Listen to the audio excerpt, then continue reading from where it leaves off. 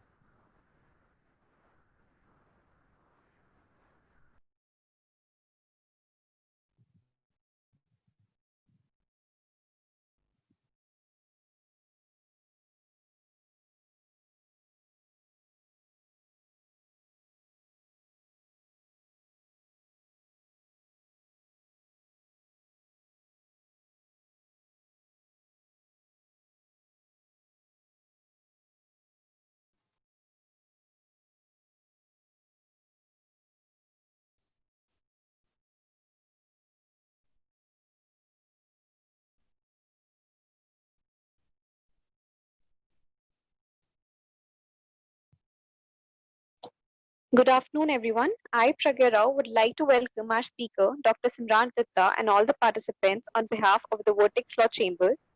Before I introduce our guest for today, I would like to invite Mr. Sameer Srivastava, co-founder at the Vertex Law Chambers, to say a few words. Hello, good afternoon, everyone. I, Samir Srivastava, welcome you all to today's session organized by the Vertex Law Chamber on the topic hate crimes under the purview of Indian legal system. So, prior to initiate today's session, I would like to give a brief description about our firm. The Vertex Law Chamber is basically a Delhi-based legal firm dealing with the matter related to criminal, civil, corporate, RERA, etc. So, without taking too much time, I would like to request our moderator, Ms. Pragya Rao, to initiate today's session. Thank you. Thank you so much, sir, for providing a brief about your organization. Hate crime, commonly referred to as bias motivated crime or bias crime categorized as a prejudice motivated crime, which occurs when a perpetrator targets a victim because of their membership of a certain social group or race.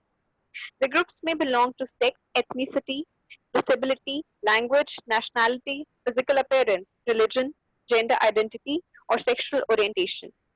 Non criminal actions that are motivated by these reasons are often called bias incidents. Hate crime generally refers to criminal acts which are seen to have been motivated by bias against one or more of the social groups listed above, or by bias against their derivative. Incidents may involve physical assault, damage to property, bullying, harassment, verbal abuse or insult, hate crime or offensive graffiti or litter, which may be hate mail. A hate crime law is a law intended to deter bias motivated violence. Hate crime laws are distinct from laws against hate speech. Hate crime laws enhance penalties associated with conduct which is already criminal under other laws, while hate speech laws criminalize a category of speech. Under the Indian legal system, categorically, hate crimes have not been classified under the substantive penal law of the country. Although certain special legislation designed to regulate such crimes do have its place in the Indian criminal justice system. But indeed, the time has come to rip apart the law and make some drastic changes in the same. To have an in-depth knowledge of the same, we have Dr. Samrat Datta as our guest speaker for today. Dr. Samrat Datta is currently associated with the ICFA University, Himachal Pradesh, Baddi, as the head of department and assistant professor of Faculty of Law. Dr. Datta has a teaching experience of around 6 years in various law schools in North India and has had various administrative positions, including examinations coordinator, member of the proctoral board, and convener of the Legal Aid and Awareness Cell. He is an alumnus of KIIT University, Bhubaneswar, and being an erudite scholar of criminal law, Dr. Datta has completed his PhD in police law and information technology from the Pacific Academy of Higher Education and Research University, Udaipur. He has also co-edited a book, Law Relating to Sexual Harassment, Practice and Procedure, and is the associate editor of International Journal of Legal Research and Governance. His areas of interest include criminal law and police law. He has publications in several national and international journals of repute to his credit. Being an avid mooter in his university days, Dr. Datta has held the position of convener of the Moot Court Committee in the institutions he has worked with and has judged moot courts and trial advocacy competitions at various levels and coached various teams as well. He has been invited as a chair at various international and national conferences and has organized many such as well. So without wasting much time, I would request our guest speaker to enlighten us on today's topic, and I request all the participants to keep their cameras and microphones off before we begin. And in case of any questions related to the topic, kindly drop them in the chat box. The platform is all yours, sir. Thank you, ma'am. Thank you for this position. I mean, for the great welcome. And thank you to Vertex Law Chambers for providing me with this opportunity to speak on hate crimes under the purview of the Indian criminal justice system, because this is a crime which has been in the debates for past quite a lot of time, and till date there has not been any other law codifying or punishing, criminalizing these acts. Ma'am, can we go on with the next slide, please? If you kindly go to the next slide. Yeah, thank you.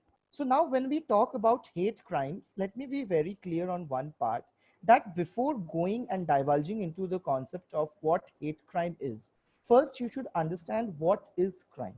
Crime is considered as an act against a it's an act which is against the public. So whenever you commit something which affects the public at large, that is considered as a crime, which is affecting the public sentiments, public morality, that is considered as a crime. Now, when we talk about crime, we should always keep in mind that among the various forms of crime, typologies of crime, hate crime occupies a very pivotal position in any criminal justice system. The reason behind it is that it is hate crime. If you talk generally, then it is not any special crime. It is always the traditional or the conventional. Difference in it is that these hate crimes has an element of bias in it, which basically means that whenever a person commits the hate crime, that person is actually doing it because that person is doing the crime and being a perpetrator of the crime, because at that point of time, that person is biased towards any particular group, that may be ethnic minority or any other people belonging to particular gender, caste, creed, race, sex, anything. So when we talk about a traditional definition of hate crime, we basically state that hate crimes are prejudice motivated crime, and the perpetrator or the person who commits the offense targets victims based on their belonging to any race, ethnicity, sexual orientation, gender, etc. Suppose, for instance, I'll give you an example. Like, if we talk about the riots during the Godhra riots, or if you talk about what happened in Amritsar and the entire Punjab post the death of Indira Gandhi in 1984, these crimes are known as hate crimes because they were targeted towards any particular people. Now, particular community. Now, when we talk about hate crimes have always been prevalent throughout India and worldwide since time immemorial. When we had in the ancient India the Varna and Jati system, at that time also hate crime was prevalent, wherein the people belonging to the Shudra Varn, they were not allowed to fetch water from the village well because they were considered as untouchables. Time and again, there has been modifications on what is hate crime and what are the nature of the crime has never changed. The only thing that has changed is the the victims. The only thing that has ever changed in hate crimes are the victims. The reason why the victims have changed because society keeps on changing. Every society has something or the other that goes on, and similarly things change. So initially it was the Varn Jati system, then the Gotra system, and then so on and so forth. And now what we are seeing is towards the LGBT community, or if you go a little back towards the initial years of 2001, 2002, we look into it as when the crimes that were committed towards the northeastern people at the heart of India, that is the capital city, then. So these are the various instances where we actually categorize that these instances are considered as hate crimes. Now, what can be the essentials of hate crimes? So I'll come on to my next slide. Can we have the next slide? So in the next slide, I will be talking about the various essentials of hate crimes. And before proceeding to that, I'll just give you an overview about the origin of hate crimes. When we talk about hate crimes have originated in the 1980s, like it came into existence in the 1980s,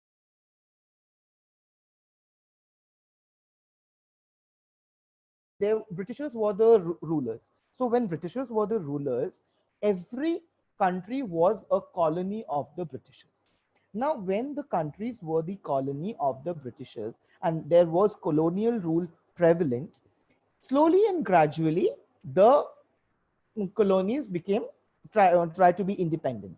Similarly, hate crimes as the crime per se came into existence in the 1980s in the United States. Now, in the United States, what happened was hate crimes came in that point of time. It is not that hate crimes was not prevalent prior to this. Hate crimes had always been prevalent.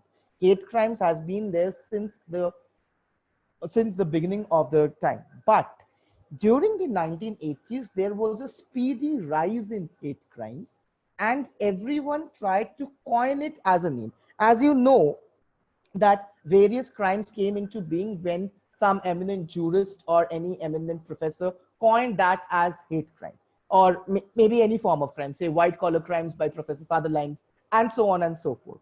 So this concept also came into being when in the 1980s, this concept of hate crimes was there. So in the 1980s, USA experienced a very traditional growth in the hate crimes. These crimes were mainly towards people of color. People of color in the reason because in the US, especially in the northern and southern part of US, we have always seen that the blacks have been tortured, be it in prisons, be it in employment opportunities, be it in anywhere from their birth till their death, they have been subjected to various forms of inhuman treatment. There was a time in the entire United States, and then we'll come to America. When we'll come to India, there was a time in the United States of America when a child was not allowed to sit at a counter which was made only for the whites. That changed when Brown v. Board of Education ended segregation. There was a time when the people the black people did not have a right to free legal counsel. That changed with Gideon v. Wentworth.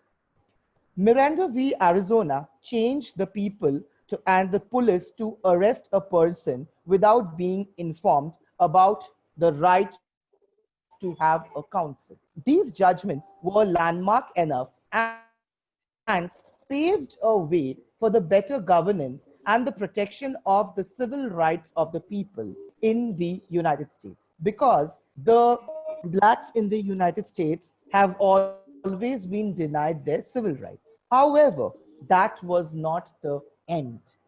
This was just the beginning to the people given their due rights. However, it is not that these things never happened. It still continued. Hate crimes did not come to an end with these landmark judgments. The reason why hate crimes never come to an end, because it is something which is in the mentality. And to be very honest, racism is a thing which is in the DNA of the United States of America. So in the US, in spite of the various landmark judgment by the SCOTUS, that is the Supreme Court of the United States, in spite of that, there were various instances wherein people were subjected to hate crime. If we talk about the United Kingdom, we would see that the Roman persecution of Christians and the Nazi slaughter of the Jews. So when I talk about these points of the Roman persecution of Christians and Nazi slaughter of Jews, all these examples are of that point of time wherein we trace back to World War II of the trials, that is the Nuremberg and the Tokyo trials. So in the process of hate crimes going on over there, the process of colonization of the Native Americans, by and again, all these things became a part, and slowly and gradually, hate crimes came into being. It is not that hate crimes did not ever reach any recognition. Hate crimes had always been there, and there has been instances which has proved that there were hate crimes. So these are just in a nutshell some of the instances and some of the judgments given by the Honorable Supreme Court of the United States where hate crime had tried to be controlled. Now, the point is, since it originated in the United States, or rather in the 1980s, United States was the first country to actually make certain laws for the hate crimes. The question that flaunts our mind is that, was hate crime not prevalent in the other parts of the world during that time? No, the answer is simply no, because hate crimes were prevalent in the other parts of the world as well. The point is, hate crime was never as a codified crime. Even if you see, there are judgments and all these things are there, but hate crimes are only in the domestic purview. Why hate crimes are there? They are only in the national statutes, they have been codified. So with regard to the origin, we can simply say that the origin of hate crimes was mainly during the 1980s, when there was a steady rise and atrocities against the blacks during the 1980s in the United States. That was the first step wherein we had hate crimes, or rather hate crime, the term hate crime was coined, and it had come to be. Next we have, ma'am, can we please go on to the next slide, wherein I'll talk about the essentials of hate crimes. Right.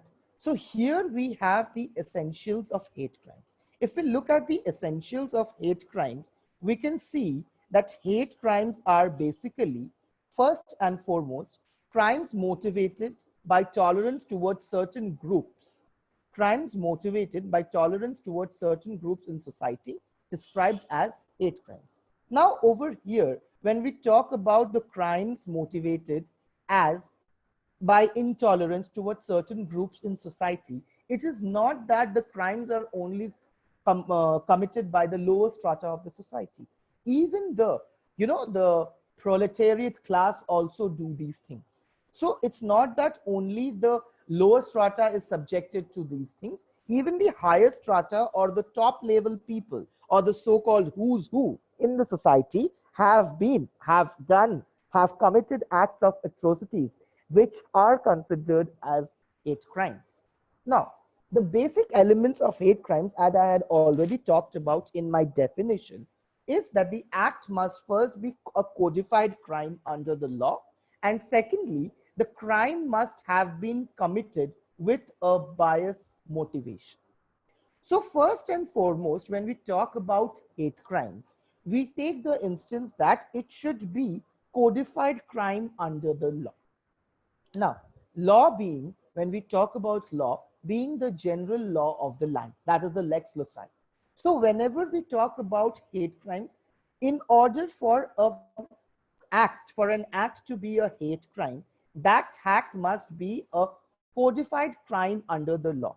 If the act is not a crime, then you cannot consider the act as hate crime. So the act has to be a crime under the law. Now, in the next point we have, the crime must have been committed with a bias motivation. So the next point is, the next essential, once we have the crime codified under the prevalent statute, the next point which we take into consideration is that that it has to be done with bias motivation. Bias motivation, the term bias motivation means when the perpetrator or the person committing the crime, the criminal, chooses the targets based on the protected characteristics. So what we do is, most of you are aware, since you are law students and there may be various PhD scholars as well, we have a process of sampling, or rather we call it as profiling. So bias motivation means when the perpetrators keep on profiling their targeted victims. Whenever the perpetrators go on profiling their targeted victims, that becomes a hate crime, because they do this profiling on the basis of various things. For instance, they do it on the basis of color, that is race or color. Then they do it on the basis of caste. Then they do it on the basis of sexual orientation. They do it on the basis of gender. They do it on the basis of residence, anything. So when a person chooses to commit a crime, suppose a person chooses to commit a crime like, say, when we talk about theft, or maybe robbery, or maybe murder. The person is murdering who? The person is murdering only those people who are of black color. Or maybe the person is murdering only those people who belong to Christianity. Or maybe the person is murdering only those people who belong to Hinduism. So all these acts are considered as hate crimes. The reason being them being considered as hate crimes is that because they have the bias. The bias motivation is that they are going to commit the crime. And over here, when we talk about the bias motivation, that bias motivation basically means that the person is biased towards the cause. That is, either the person is biased towards the race, caste, creed, whatever. That depends upon the perpetrator to choose what that person is biased at. Once the perpetrator recognizes or identifies the thing towards which it is biased, then everything falls in line, and then he goes on to commit the offense, which is later on termed as hate crime. Now, the target may be a person, people, or property associated with a group that shares the protected characteristic. So, suppose there are people, let's take for instance workers in a factory. They go on a strike and they say that we will ponder all the factories, all the leather industries. So they go on burning the leather industries. So when you are doing it, your classified sample or your sample of the sample of the perpetrators, the victim sample of the perpetrators become the leather industries, because the perpetrators have in mind that we are going to ravage the leather industry. So this can be a form of hate crime as well, because what you are doing it in the business paraphernalia, you are hinting towards, what we refer to it as, you are hinting towards making an entire thing come to a standstill. And that is by damaging the entire industry, which we refer to as the leather industry. So such an instance is referred to as a hate crime. That goes on with this target people. Next, the protected characteristic is a fundamental or core characteristic shared by the race, religion, ethnicity, language, or orientation. I'll tell you now, since we have come to the point of language, I'll give you an example. There was a thing that was going on in the 1980s in Punjab, when there was a demand for Khalistan in Punjab. That time, what people did is they wanted, like we have the national language as Hindi, they wanted also Punjabi as their language. Like Punjab Kesari and everything, the print media was already there, that they wanted the recognition of Punjabi as a language. And that's why there was a demand of Khalistan way time during the 1980s, when Indira Gandhi was in power. This was a time when she was in power, and she was looking into all these things, 1981 to 84. And that time this was going on. So what you are doing is, and since they wanted to be in power, so they wanted Punjabi as the language. So there was an attack by the Punjabi people or the Sheikhs on various other people. Similar thing happened in West Bengal as well. There was a time in 1905 when the partition of Bengal had been effected. At that point of time, during the partition of Bengal, the point was about East and West Bengalis. So that was also there, and that was being done solely on the basis of language. So their language had become the basis on the result of which hate crimes were being committed way back in the 1905 during the partition of Bengal, when Lord Curzon was when Lord Curzon was heading Bengal at that point of time. So you see, these are the various offenses, or rather the typologies which we see in hate crime. Because hate crime per se is not at all a codified crime. The only essential of hate crime is bias motivated crime. So it can be any crime. It can be a theft, robbery, criminal misappropriation of property. It can be sedition. It can be anything. But that has to be biased motivation. Now I'll talk about a few instances of hate crimes in India and in the US.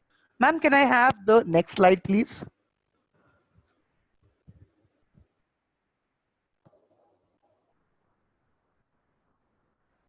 Examples of hate crimes. I have already talked about these various examples: inhuman treatment to the blacks, assault on the LGBTQ, assault on northeastern girls in Delhi, Dalit and Brahmin issues in UP and Bihar, assault on the Sheikhs post the death of Srimati Indira Gandhi. And also, I'll come to the first point, that is the teenagers of a Jewish cemetery, that I'll come to it. But first, let me explain these, because these are more general. That is basically a specific area. So I'll come on to it. Now, when we talk about the inhuman treatment of the blacks in the United States, I have given you three important landmark cases which had actually changed the position of the black towards giving them the basics of what has been protected under their constitution. That is the basic civil rights. Sixth Amendment of the United States was ratified in 1791. And almost after 3 centuries, till date, the blacks in the US are not given their rights. They are denied their basic civil rights. Till today, it is there. Although there are numerous courts pronouncing judgments on a daily basis to condemn the prosecutors, to condemn the perpetrators going against anything for the blacks, still it is prevalent. Not only blacks, there are people who are Latinos over there. They are also being subjected to similar crimes. Next, we have in this only the assault on the LGBTQ people.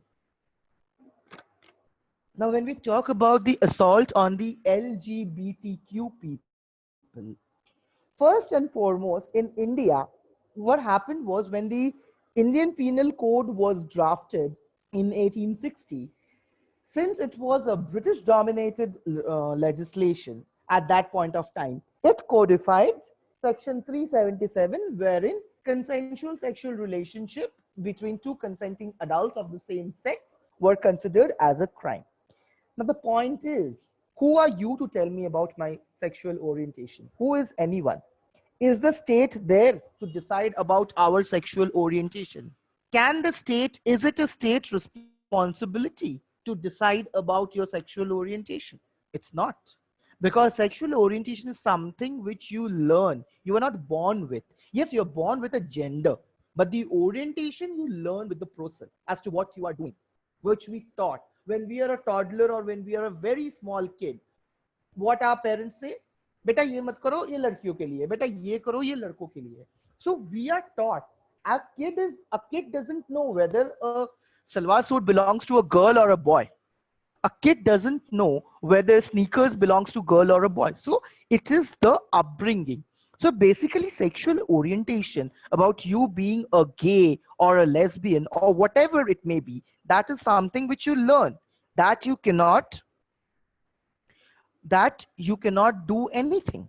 The reason behind it is that you cannot go ahead with this. These things are there because they have been there since a very long period of time. So now, as I was talking, since the Britishers had already, what we say is that the Britishers had codified section 377, there was always a rampant misuse of that. It was being misused daily, and the point came wherein there was movements all over the world in decriminalizing it. And finally, in 2009, of the Nas Foundation judgment, it became decriminalized. But till date, society hasn't yet accepted the LGBTQ people. They are still subjected to humiliation. And the worst part is they are done so by the people who are actually their own family members. That's the worst part. Because once you are here, a family where we always look up to and we say that we have our family at our back, when they become the people to be the people who are back bitching us or who are killing us from the back, that becomes the worst part, the worst ever part that happens. So LGBTQ people, in fact, even after the transgender being sworn as a judge, the situation hasn't changed till date. It is day by day worsening. I understand assaults are maybe less these days, but you will always know that even though the assaults are being less at that point of time as well, the instances are not being less. There are plethora of instances going on. Assaults may be less, but somewhere it is there. It's being suppressed due to the fear that the people are not in a position to come up with it. The victims do not want to come up with it. That is the reason why this is being suppressed day by day. But that does not mean that they are not being subjugated. They are being subjugated, only that it is not coming to the forefront. Next, we have another important aspect which we talk about is the assault on the northeastern girls. To be very honest, my dear audience, Northeastern girls have been subjected to various forms of assaults, sexual advances, you know, foul words everywhere. Like so-called the term quote unquote chinky that is used in Delhi everywhere on a northeastern girl. That amounts to hate crime. You are categorizing it. You are putting them into cauldrons and octrons. What is it? That is not accepted. You cannot call someone like that. You are giving them on their ethnicity, you are categorizing them. And that is not expected in a free country. So that goes on, and there have been instances wherein there was a time from 2008 to 2017. Every day, every police station in Delhi, especially the area near Paharganj, they used to get reports about assaults on the northeastern girls, and those assaults were so brutal in nature, from acid attacks, verbal abuse, sexual abuse, whatnot. So they were hate crimes. And where is our Indian criminal justice system? We say that we have the Indian Penal Code, the bulkiest constitution of the world. Then where is the constitution to protect the rights? And the worst part is the law enforcers, they themselves commit the crimes. When these people, when these girls go and talk about, when these girls themselves go and want to lodge a complaint with the police station, it's the police officers who use them for their merrymaking. Where is the option? Where is the option? There is no option because India doesn't have a codified statute. I am not saying that where the codified statute is, the crime rate is very less, but at least people have something in the mind. The theory of deterrence prevails. But in India, it is not there anyhow. Next, we have the Brahmin and Dalit issues in UP and Bihar. As I was telling in the beginning of my presentation only, that the Brahmin and Dalit issues are something which are always there throughout the century, or maybe throughout whenever India was ever discovered, I must say, for that point. Because it is always that the haves will subjugate the have-nots, and that is how the theories of Karl Marx and Bonger come into existence. Now, over here, when we talk about the Brahmin and Dalit issues, the hate crimes that they commit are generally physical hate crimes or sexual driven hate crimes, sex driven hate crimes, which we call. What happens is the Brahmins or the Thakurs of UP and Bihar, they use the Dalit girls as their concubines. Is it something logical? Every home where they use their domestic help for such acts, those things are not welcomed in any part. Those things are something which, and that casts a question about the upbringing of the perpetrator. Because what happens in UP and Bihar, it's always said that, like, someone is in the MLA or the MP, and the common saying that goes on, chacha vidhayak hai. So these things actually make the people, the perpetrators of the crime, more prone to commit crime, because they know that the justice system is such that they will get away with whatever they do with the crime. But the point is, why is the justice system such? 74 years of a constitution being the bulkiest one, 74 years of a nation competing from being a third world country to be a first world country. Where is the provision to stop the crime? A crime which is a menace, which is something which boils our blood. And if you are not stopping, if the government is not stopping, then the government too has blood on their hands. Because it is because of their so-called, connections that people are going away committing such offenses and crimes. Do we really want a society? Is it the society that we are looking for? That's a question. But yes, it still remains a question, because till date we don't have any answers. And the reason why I don't have any answers, because we don't have a legislation to protect them. Lastly, when we talk about the assault on Sikhs post the death of Srimati Indira Gandhi, 2 Sikh guards shot her. Yes, she was the Iron Lady, she was the Prime Minister. But just for 2 Sikh guards, you will do wanton destruction of property, house, life of everyone, just because of 2 Sikh guards. And in a democracy like India, which she herself wanted to build. But there were instances were there at Lodi colony in Delhi, anywhere where Sikhs were there, they were subjected to brutal assault. I am not going into the statistics of how many were killed. This was another Jallianwala Bagh.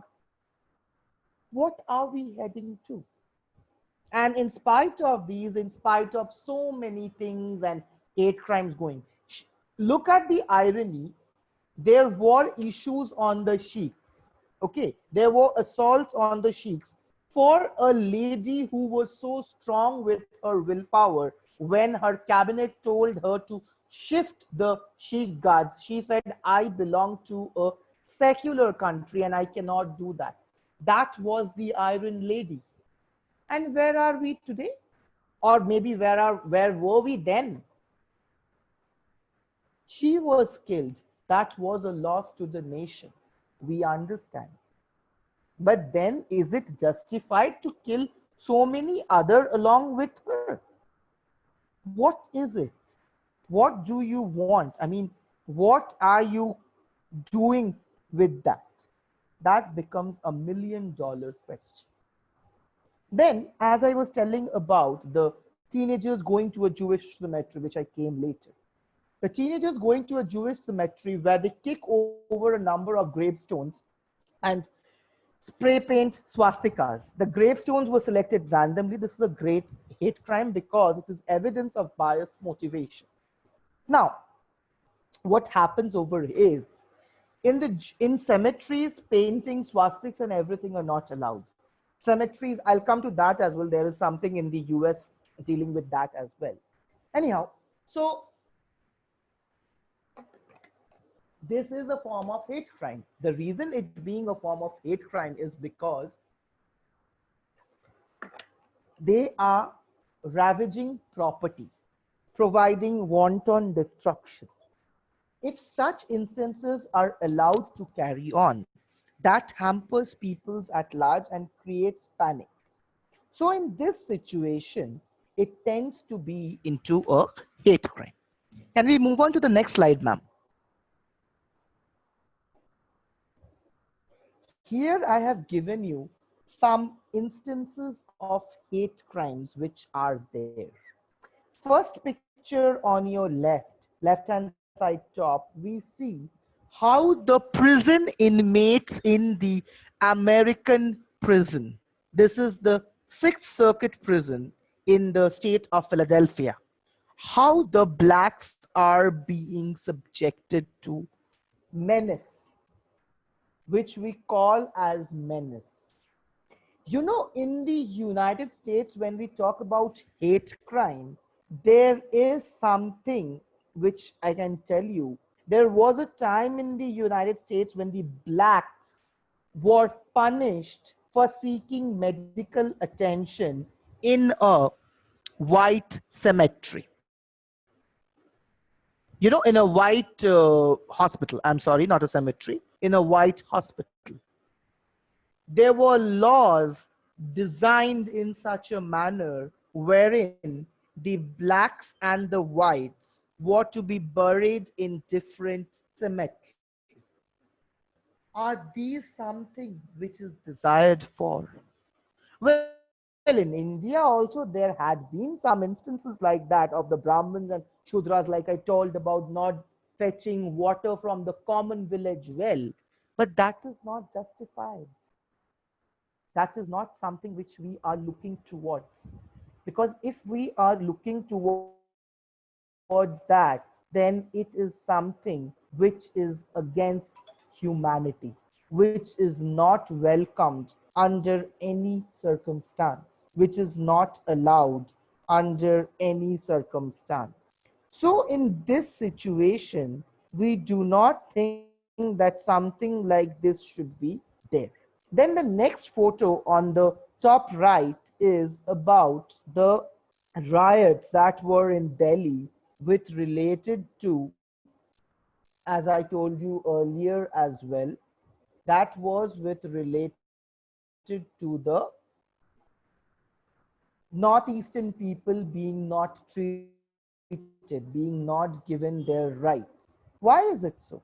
Is it so easy that they will not be given their rights? Is it really that nice that to deny the right to the people who are part? That's why you can see they have written here, we are not outsiders. Why were we being subjected? Why were they being subject to such amount of violence? The answer is something which you cannot get anywhere, because that is in our blood, or rather in our blood, to do something just to gain popular attention, to be an attention seeker. We are ready to be an attention seeker to get into such amount of crimes, and also committing those crimes for which even there are no statutory laws in a country. So where is the death rules? There are no death rules. Prevention is not even in the concept. We talk about restorative justice, everything. Why not prevent an offense and then we come to justice system? On the below right, we have killing some people and also boycotting a bus. This was during the riot of Indira Gandhi's death, post Indira Gandhi's death, wherein there was a time when even at that point of time there was, the buses were not allowed to ply on the roads between Punjab, Delhi, Kapurthala, and all these places. The reason behind is that there was so much violence. And also on the left hand side bottom, you have this place. You can actually see it's in Delhi 53. Delhi 53, that place wherein the people are being beaten up to death. And the reasons were they were trying to do something for people. They were the Dalits. This is a situation in India. And that is why we have this webinar where we tell that there is an ardent need to reform our present Indian laws. Because with the present system of laws that we are having, I don't think there will be a very big time when these laws will not be of any use. They will become obsolete because the nature and dimension of crimes are changing. And so you need to have some amount of changes to stop the vulnerability of such crimes. Now we have the next slide where we talk about the hate crime statistics. In the hate crime statistics I have given you, first I have talked about what are the various bases on which hate crimes are committed. Racial is 47%. Next is sexual orientation, 18.6%. Then we have religious, then we have ethnicity, gender identity, and disability. So racial becomes the major in India as well, because if you see that India also talk about race, caste, and everything, ultimately it's on the same thing. And these three, the other three that are statistics that I've shown you the hate crime rising in England and Wales, the rise in hate crimes in US, and religious motivated hate crimes in India. Now, at this point of time, India data we have till 2018, the recent data is with the NCRB, not yet out.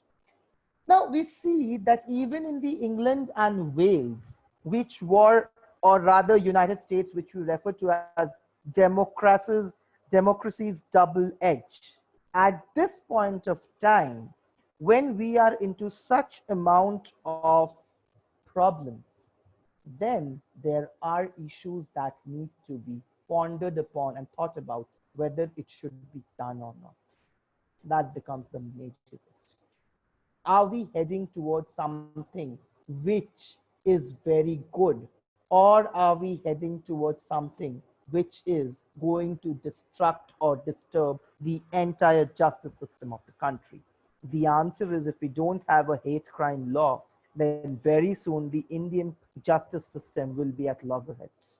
Can we have the next slide, please? Now, let me talk about a few hate crime laws. Countries have their own specific hate crime laws, and they are included either through the special or generic legislations. We see for the Eurasia part, we have the Convention of Cybercrimes 2002. In Andorra, we have Article 313 of the Andorra Penal Code. In Armenia, we have the Article 63 of Armenian Criminal Code.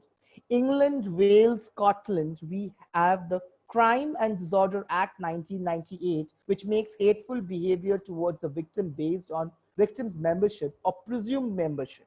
We also have the Protection of Harassment Act 1997. We also have Section 45 and 145 and 146 of Criminal Justice Act 2003 and the Civil Rights Act 1871 of the United States of America.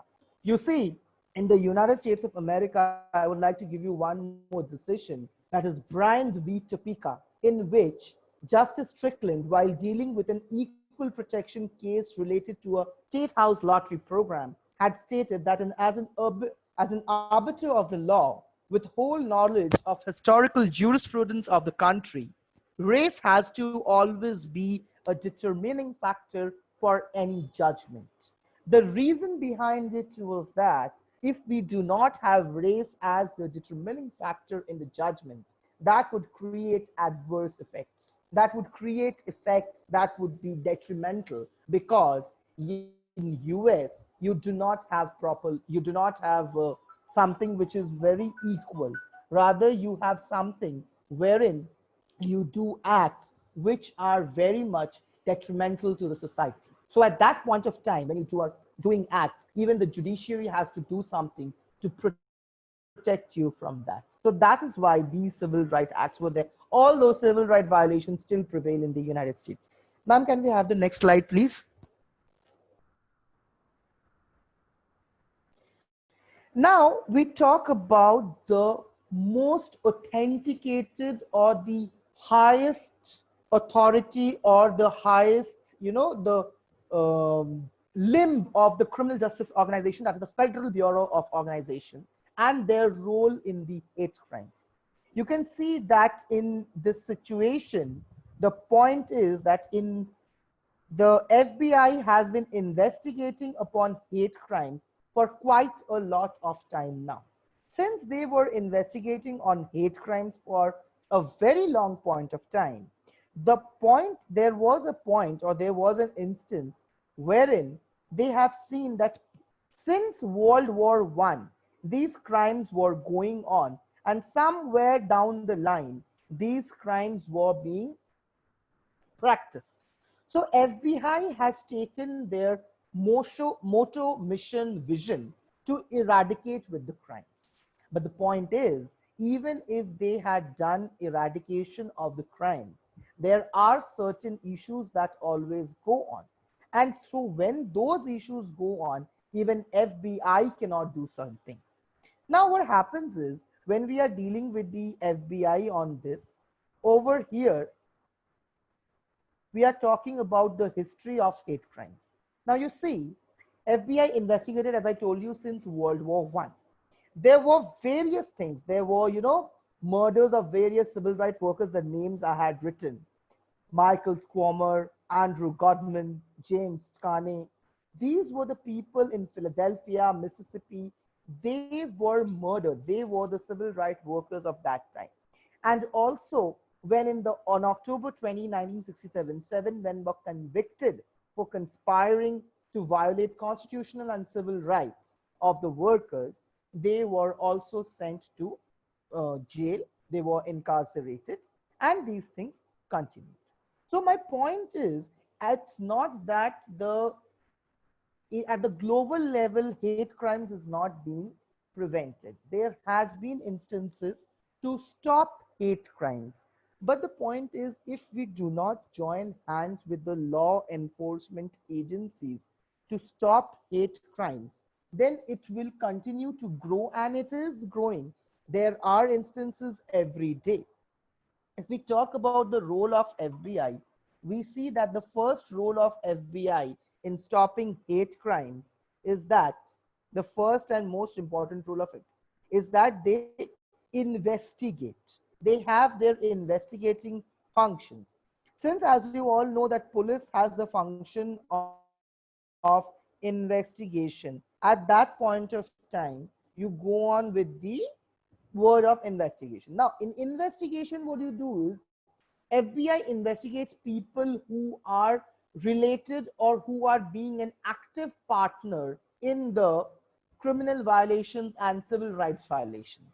Then we enforce the law. They also have a role in the law enforcement.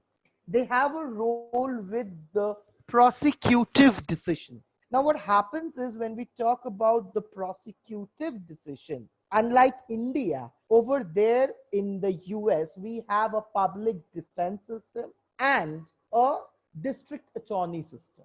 In the public defense system, people work towards defending people like a form of a legal aid, which we are doing through the District Legal Services Authority. But over there, it's more organized, codified, and statutorily maintained, which is not so in India.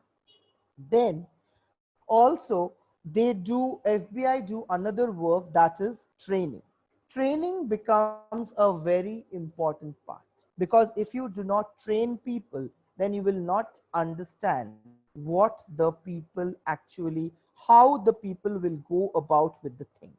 So when training becomes important, at that point of time, FBI also trains people to tackle such crimes. And that is how FBI is working day in and day out to stop any form of atrocities going on with the, going on with these people around the world, with going on the growing rate of hate crimes. Can you come to the next slide, please?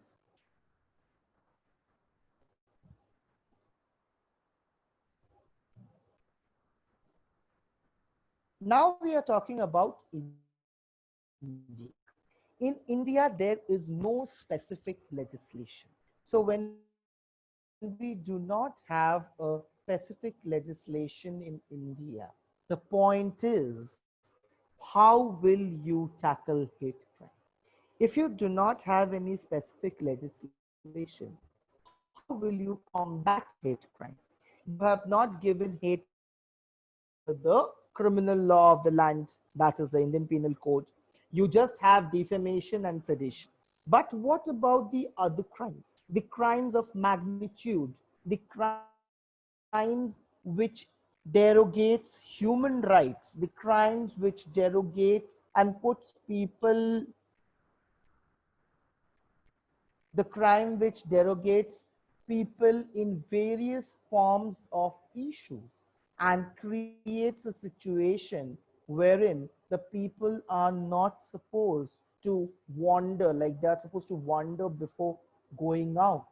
In such situations, don't you think there is an ardent need for a change? The change is inevitable. Law is not static in nature, law is dynamic. And if you do not change the law according to the needs, then law will become something, instead of it being a means to control the society, it will be a bad master. It will be a bad master. Because over here, the point is, when you are not doing something and you are just trying to pin it upon people, which you are dealing over here, like hate crimes, at that point of time, you don't have any other option. So India needs a legislation today. Indian criminal justice system needs reform, needs a very big, turnover, so that these things can be included. Now, in order to include these things, there will be repercussions. Many people will not like, but then something which is needed is needed. So there should be, as law students, as budding lawyers, as practicing advocates, and even as law teachers, it should be our endeavor in order to draft a bill, a legislation that would be beneficial to bring in any amount of things that would enact a law pertaining to hate crimes. What happens in India is hate crime is always subjected, or rather, what I would say, hate crime is always kept behind or under the table that, okay, we'll deal with it somehow. The topic is never brought out. That needs to be brought out. If it is not brought out, that could bring in havoc in the criminal justice system. Then again, when we talk about hate crimes, again at that point of time, when we talk about hate crimes, what we see is that our Indian hate crime scenario, at that point of time, what we look into the hate crime part is that Indian specific legislation will enhance it. You know, Indian legislation will act as a way by which they can, that will be a deterrent effect for the society. If there is no deterrent effect for the society, nothing will be stopped. So in this situation, we need to work towards a law that is beneficial, that could bring about a deterrent effect of the society, and in turn, that will be beneficial to the society so that such crimes can be eradicated. With this, I will end my session as I think that we are running out of time. However, if there are any questions, I'll be very glad to answer them. Thank you so much, sir, for such an insightful and informative lecture. It was indeed a pleasure hearing you. We do have a couple of questions from our participants, which I will read out to you one by one so that all the questions can be answered. The first question that we have is, what is the difference between hate crime and mate crime? Okay, that's a very nice question, and thank you for actually to answer this question. And it's very nice that someone has asked this question.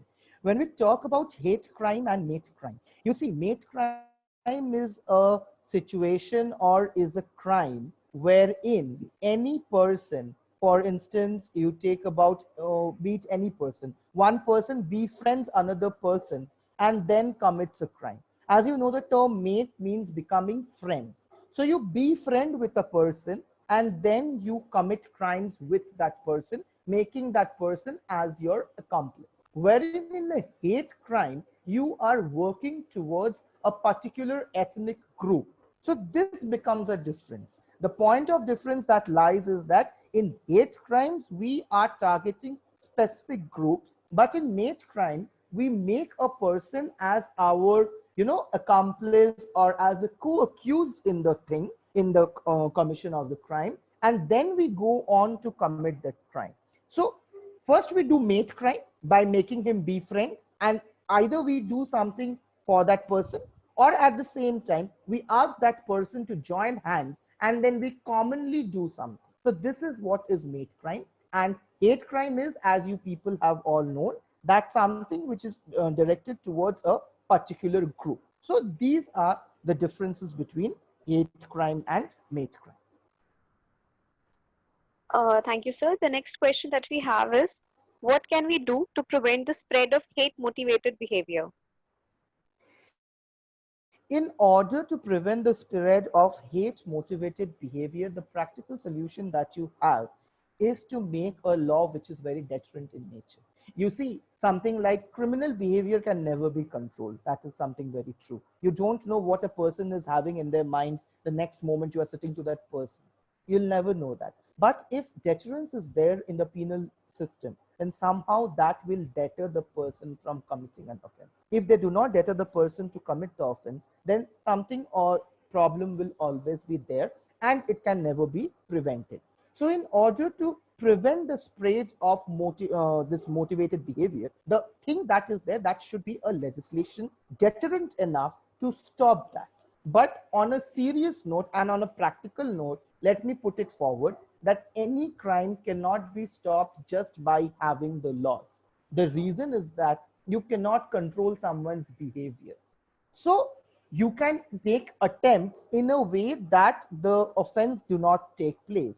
But generally, if you want to say that how will you stop a behavior, that will not be an option, because you can never stop something. But yes, attempts can be made to make the society a better place to live in, and that can be through deterrent legislation. The Yeah, I next think, question we have is, yeah. when there is such a hype about cases of hate crimes globally and nationally, why is there not a single international instrument guaranteeing protection against the same? The point is, international instruments do not categorize hate crimes. And if you see the Rome Statute of the International Court of Justice and the International Criminal Court Statute, over there, the point that happens is that we talk about genocide, war crimes. So somehow some portions are already codified in it. But yes, I accept this question, and I would like to say that there needs to be a change, and people should make, or the international fraternity should go on making a law which is exclusively on hate crimes. Because even what happens with that is that even if there is a law, then maybe it may not have a persuasive value, but it will have some value by which you can be controlling hate crimes. The point that happens is that many a time what we see, that there are instances where nothing happens, where these sorts of things are never given a chance to take place. So in that situation, when people are never given a chance to take place or be a part with this, at that point of time, if the international community have various conventions like convention on torture or anything, that would be beneficial, and that would in turn help the people and the nations to develop a law. So yes, globally you should have, but at present we do not have. The reason behind it is that it is somewhere codified with the existing international crimes such as genocide, war crimes, crimes against humanity, etc. Next question we have from Suchet. We often hear about things, love, jihad, and killings related to such things. Are they also certain form of hate crime? Right. So when you talk about love, jihad, and other things, they are per se not any form of hate crime, because they are not directed towards any particular group.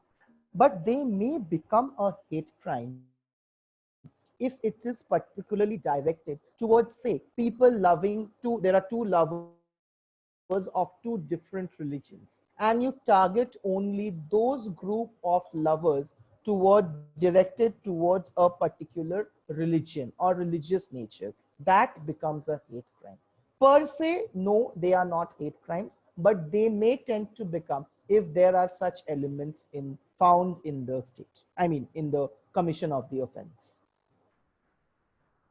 We have another question from Suchet. Arushi Talwar murder case and Nirbhaya case, are they also considered to be a form of hate crime due to their gruesome nature? Well, Arushi Talwar and Nirbhaya, they cannot be categorized as a hate crime. Talwar can be a form of honor killing, as we know. But how will you consider hate crime?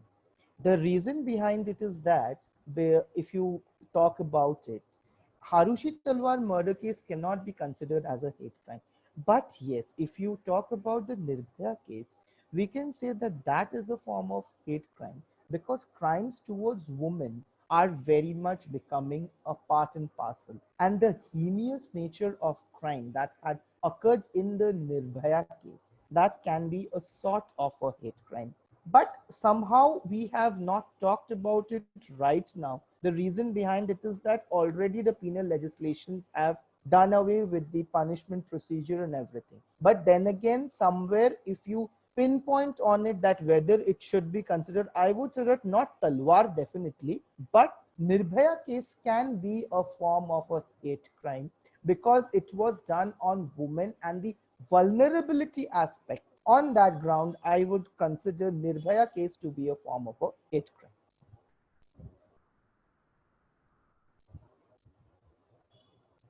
I think there's one more question. Uh, My question is, how can hate crime be differentiated from sedition and discrimination? Now you see, sedition and discrimination. If you differentiate hate crime from sedition and discrimination, so sedition is basically when you do an act against the government, when you are saying something against the government.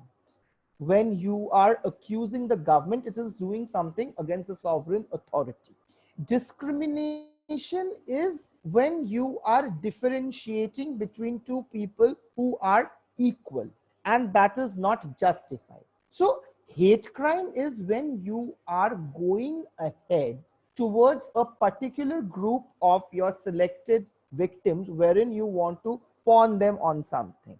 But on the other hand, when you talk about sedition and discrimination, they are not of such nature. Sedition is something which is of a general nature, wherein when you do something against, when you do something against against a particular government in order to overthrow the government, that can be considered as a sedition, but that cannot be a hate crime, right? Because government is same. If you are talking about people from the government officials, 10 group of people from, say, the narcotics department, so then also, categorizing on that basis cannot be a form of sedition. It cannot be a form of hate crime. Same with discrimination. Discrimination is something when you differentiate on certain grounds, but that cannot be the sole reason to go ahead and go on with these things, right? I think there's one more question where I'm being asked. It's by Mohit, where he's asking me, do you consider the Stoneman case as a form of hate crime?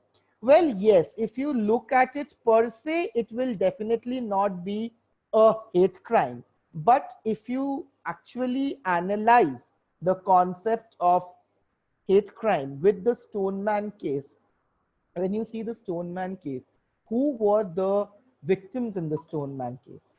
The people who were the victims in the Stoneman case, they were basically those people who belonged to the lower strata of the society.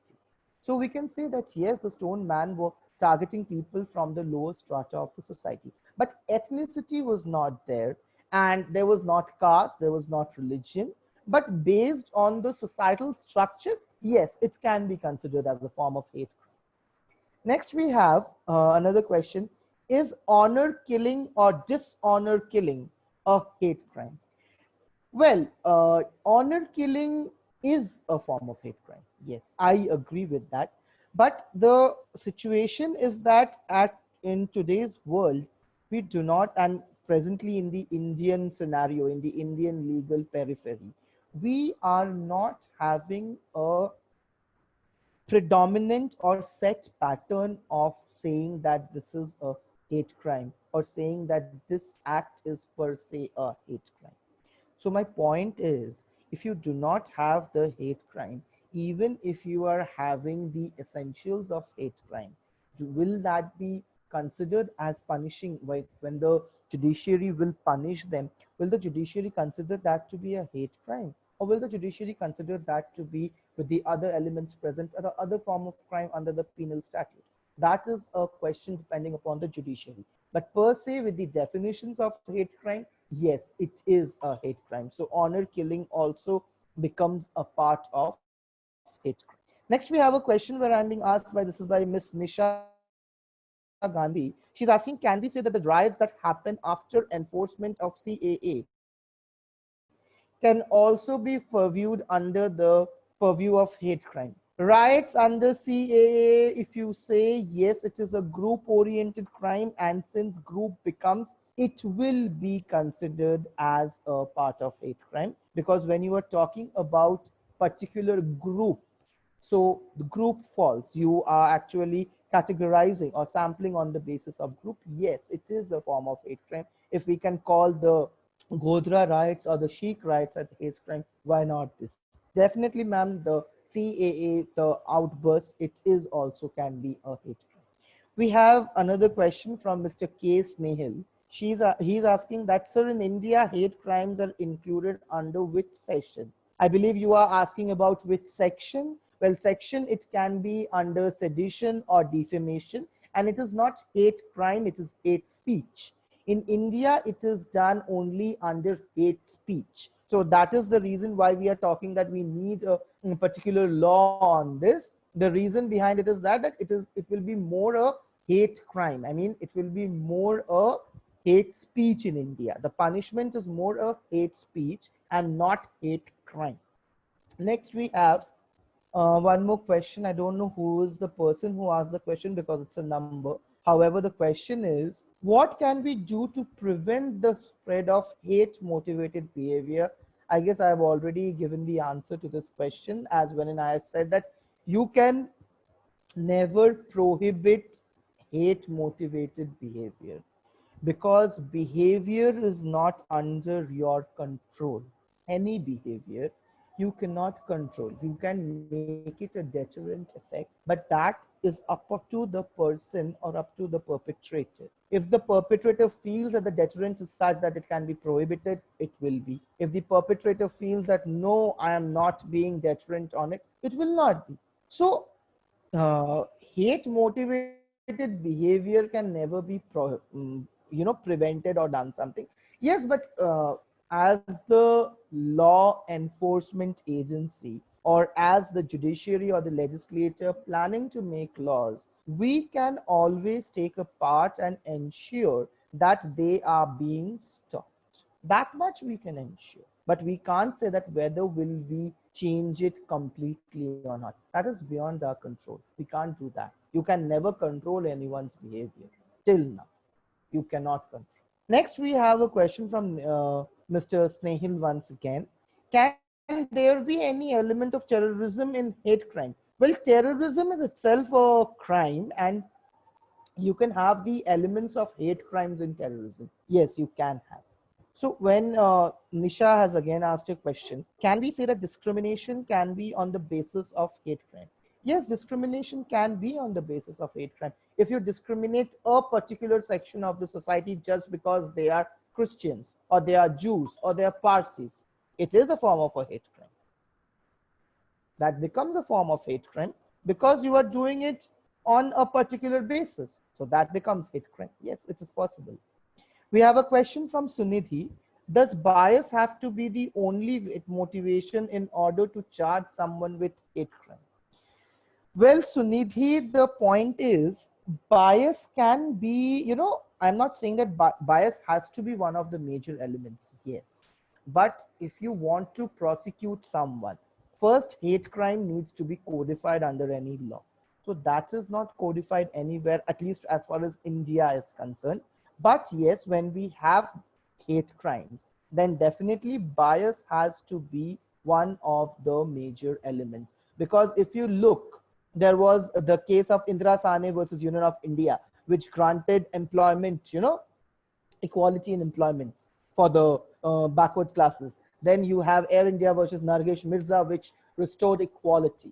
They were bias motivated. Air India was bias motivated towards whom? Towards the woman, of the pregnant woman. So yes, bias motivated needs to be there. Bias has to be there in order to charge someone with a hate crime. We have one question from Mr. Snehil again.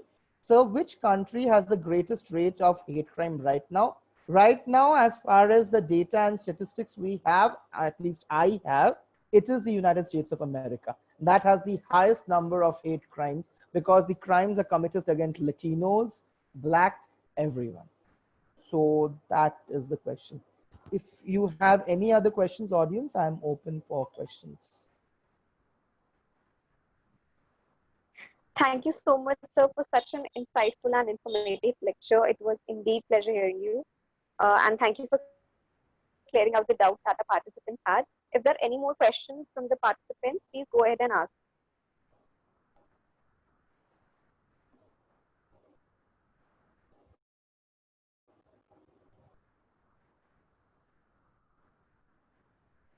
Where do hate crimes usually occur? Okay, I got the question. Yeah, hate crimes usually can occur anywhere. It's from Himanshi from ICFA University. Yes, hate crimes, Himanshi, can occur anywhere. It's not that hate crime is area restricted or anywhere. Crimes per se cannot be area restricted. So yes, hate crimes can take place anywhere, whether it is in any thing you can relate. Hate crimes is not an issue. So there is no area particularly bifurcated as hate crimes here, hate crimes occur. It can occur anywhere, Himanshi. If we have the, I think one more question. Section 505 of the IPC is a broad provision dealing with several acts amounting to public mischief. Can it be related to hate crime? Well, yes, it can be related to hate crime depending upon the type of mischief and the targeted victims. If you look at the targeted victims, if you look at the, the possible victims who are being suffered, then it becomes a hate crime. Because when you're talking about mischief of the public in general, then in order to constitute it as a hate crime, you have to look into the target audience. What are our, the victims? What are the class of victims? The sample of victims. On the basis of that, yes, you can go ahead with this.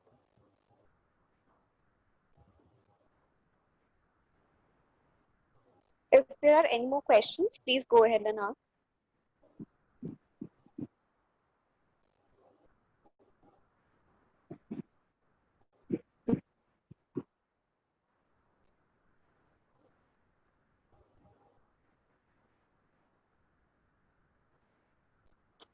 I guess that was all. So on this note, on behalf of the Vertex Law Chambers, I would like to extend a very hearty vote of thanks to the speaker for gracing us with your words. I would also like to thank our participants for being such patient listeners. I request all of you to please kindly fill the feedback form that has been shared in the chat box. Thank you so much. Thank you, ma'am, and I thank the Vertex Law Chambers for providing me with such a platform where I could share my views of this on this burning topic. So thank you, Vertex Law Chambers, and thank you, Pragya ma'am.